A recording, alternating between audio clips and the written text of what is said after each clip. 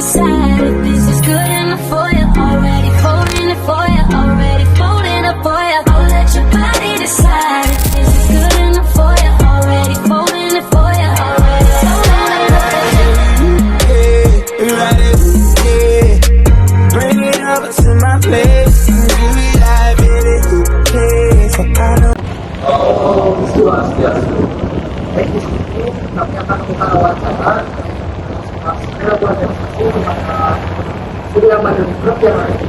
sebelumnya. Perkenalkan, nama saya Putra Disra Setiawan dengan NIM 241 70 41 sampai 73.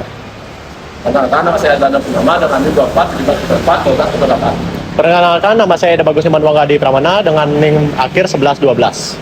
Dan dengan narasumber kita kali ini, Perkenalkan, nama saya Ana Agung Istri Rai Dinda Putri. Saya selaku perwakilan dari manajemen Surya Mandiri Gumuk. nah kali ini tuh kita akan nanya-nanya sedikit Kak terkait Perilaku manajemen. perilaku organisasi yang ada di Surya Surya Mandiri Mandiri. Group ini. Mungkin untuk pertanyaannya bisa dari depan saya. Baik Kak, untuk pertanyaan pertama yaitu bagaimana sih perusahaan memastikan bahwa penempatan posisi karyawan baru sudah bisa benar-benar sesuai antar kemampuan intelektual mereka dengan desain pekerjaan yang diberikan oleh Surya Mandiri?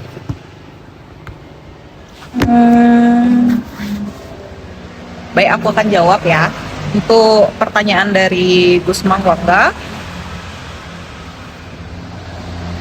itu kalau di Surya Mandiri kita menempatkan karyawan dilakukan berdasarkan hasil seleksi, terutama yang kedua ada kompetensi dari semua yang melamar di manajemen ini. Terus ada pengalaman juga. Kita tentunya mencari orang-orang yang sudah mempunyai pengalaman kerja di bidang perbengkelan atau permanajemenan bengkel. Terus dengan kebutuhan posisi yang lagi kita cari. Oke, terima kasih atas jawabannya. Kita lanjut ke pertanyaan berikutnya, yaitu bagaimana perusahaan mempertimbangkan tipe kepribadian tertentu saat menyusun tim kerja untuk proyek yang strategis? Ya, untuk perusahaan mempertimbangkan itu salah satunya adalah karakter dari para pelamar pekerjaan di Surya Mandiri. Terus kemampuan komunikasinya juga sangat penting.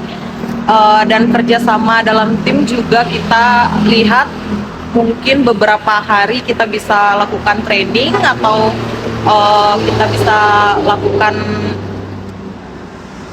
seperti pekerjaan dia sebelumnya. Kita bisa lihat dari sana juga apakah dia mampu bekerja di dalam tim atau tidak. Itu aja sih. Oke. Selanjutnya yaitu bagaimana perusahaan dapat menghadapi perbedaan karakter atau kepribadian antar karyawan itu, Pak? Kalau di sini perusahaan tetap sudah pasti sangat mendorong komunikasi yang baik ya. Salah satunya saling menghargai, terus menyelesaikan masalah bersama-sama. Jadi kita tidak hanya mengambil keputusan dari beberapa pihak, misal seperti sekarang si A ngomongnya si B seperti ini. Nah, kita tidak hanya langsung bisa meng-cut off si B, karena kita harus cari tahu juga di dalam perusahaan ini tidak boleh meng-cut sebelum kita memiliki bukti yang akurat. Oke, terima kasih. Untuk selanjutnya, ketika terjadi kegagalan target, bagaimana manajer di sini menerapkan suatu gerakan? Apakah mereka cenderung melihat faktor internal karyawan itu sendiri atau mengevaluasi faktor eksternal pada lingkungan? Kalau untuk di sini dari perusahaan mengevaluasi penyebab dari faktor eksternal maupun internal biasanya sebelum mengambil keputusan. Oke. Yang terakhir dari saya, selain kompetensi finansial, program atau pendekatan apa sih yang biasanya diterapkan oleh perusahaan untuk memenuhi faktor motivasi para karyawan agar karyawan itu bisa loyal, Pak? Nah, dari selain gaji, kita perusahaan memberikan pelatihan. Itu salah satu bentuk dari apresiasi kita terhadap mereka, para pencari kerja atau pelamar di sini. Terus bersama pastinya menghargai Setiap karyawannya. apapun yang dilakukan setiap karyawan itu pasti ada beberapa yang dia ingin tonjolkan. Salah satunya mungkin kemampuan-kemampuan mereka yang sebelumnya tidak diterima oleh perusahaan sebelumnya. Oke, mungkin pertanyaan dari saya cukup segitu. Mungkin akan dilanjutkan oleh teman saya, Kak. Nah, mungkin pertanyaan dari aku sekarang Kak terkait tentang sikap kerja karyawan. Nah, di sini itu bagaimana sih cara perusahaan itu meningkatkan kepuasan kerja dari karyawan itu sendiri? Kalau di perusahaan menciptakan lingkungan kerja yang nyaman salah satunya. Itu sudah pasti kita harus lakukan di sini karena kenyamanan untuk para karyawan itu sangat dibutuhkan. Nah, terus komunikasi terbuka. Kita harus selalu berkomunikasi dengan karyawan dengan dua arah. Tidak boleh hanya satu arah. Pendapat, terus keluhan, kritik dari karyawan kita juga pasti harus terima. Biasanya kan kalau perusahaan itu pasti memberikan motivasi Kak kepada perusahaannya, entah itu motivasi intrinsik atau kepuasan pribadi ataupun ekstrinsik, entah itu bonus atau promosi lah kepada karyawan itu. Nah, di sini itu pendekatan mana sih yang lebih sering ditekankan kepada perusahaan Kak? Kalau di sini perusahaan menekankan keduanya sih, namun lebih mengutamakan motivasi intrinsik. Oke. Mungkin misalkan ya ketika sebuah tim itu menjalankan sebuah proyek baru nih Kak. Nah, di sana tuh proyek itu pasti kan akan di mana suatu perusahaan itu kan nggak mungkin aman damai saja, kayak pasti akan ada konflik. Apa sih peran nyata yang biasanya diambil dari manajer di sini Kak, atau manajemen di sini? Kalau leadernya itu berperan sebagai mediator, mengarahkan diskusi dan membantu menyelesaikan konflik secara objektif. Terus kira-kira gimana sih strategi manajemen di sini itu Kak untuk meminimalkan resiko social loafing itu sih? Social loafing. Loafing? Oke. Perusahaan membagi tugas secara jelas. Itu salah satunya. Melakukan evaluasi individu.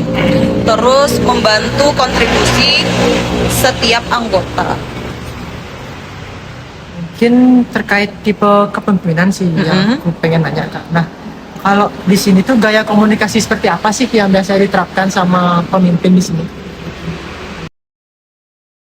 Untuk gaya komunikasi yang diterapkan di sini itu terbuka salah satunya, karena kita nggak mau ada gap-gapan dari semua karyawan. Terus komunikatif dan mengutamakan kerjasama. Mungkin sekian pertanyaan dari aku Kak ya. Mungkin dari Kak. Saya akan lanjutkan pertanyaannya Kak ya. Nah, saya mempertanyakan tentang mendorong konflik fungsional. Bagaimana perusahaan ini memfasilitasi perbedaan pendapat agar tetap menjadi konflik fungsional yang sehat? Untuk perusahaan memberikan ruang diskusi sehingga perbedaan pendapat dapat menghasilkan solusi terbaik. Itu biasanya kalau memang sama seperti yang saya bilang tadi, di perusahaan itu tidak hanya karyawan yang harus bertanya kepada kita. Jadi kita juga harus bertanya dengan karyawan supaya kerjasama di antara perusahaan itu seimbang. Baik, langsung saya lanjutkan terkait manajemen stres kerja.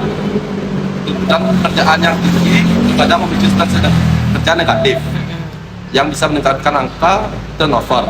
Apakah perusahaan memiliki program khusus terkait pendekatan organisasi seperti fleksibilitas kerja atau program kesejahteraan untuk menjaga kesehatan mental karyawan dari risiko burnout? Perusahaan mengatur beban kerja, biasanya salah satunya memberikan waktu istirahat yang cukup kepada karyawan dan mendukung kesejahteraan karyawan untuk mencegah burnout.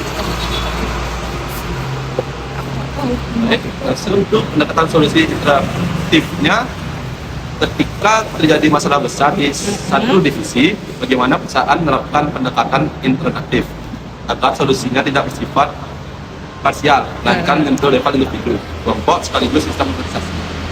Biasanya perusahaan melakukan evaluasi pada individu, itu salah satunya. Yang kedua itu tim, dan yang terakhir itu sistem kerja agar solusi yang diambil bersifat menyeluruh, biar nggak hanya satu-satu kelompok-kelompok gitu, jadi menyeluruh. Itu sih. Yaitu tentang keselarasan strategi dan budaya. Strategi bisnis perusahaan seperti diferensial atau cost leadership membutuhkan dukungan perilaku organisasi yang tepat. Bagaimana perusahaan memastikan budaya kerja harian saat ini tetap selaras dengan strategi jangka panjang tersebut. Untuk strategi dan budaya organisasi ya, perusahaan menjaga keselarasan melalui penerapan nilai-nilai salah satunya, terus perusahaan juga melakukan pelatihan, komunikasi rutin, dan evaluasi kinerja. Baik, terima kasih atas waktunya Kak Dinda. Mungkin sekianlah wawancara yang bisa kami lakukan pada hari ini. Mohon maaf apabila ada salah kata. Kami tutup dengan para masyarakat.